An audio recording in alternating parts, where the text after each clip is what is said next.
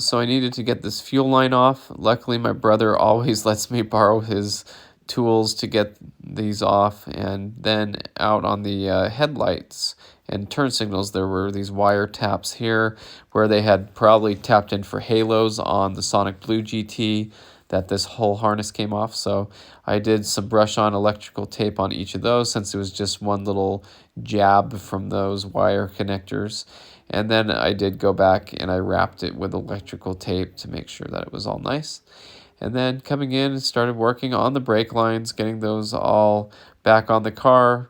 They were all connected except for at the ABS block where the previous owner had taken it off there. But I had to remove all the ABS sensors and all of the brake lines here from the body, obviously because the whole front clip needed to come off. So all this wiring harness had to come off, and now I'm putting it all back in, and it's all going nicely. I have lots of hardware and bags that I've organized, and everything's looking good.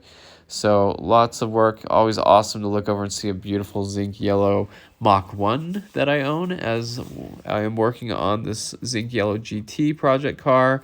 Nice to have the Cobra here too. Just it's good to have the nice cars that motivate me and keep me sane from these crazy projects, because you can see how intense this is.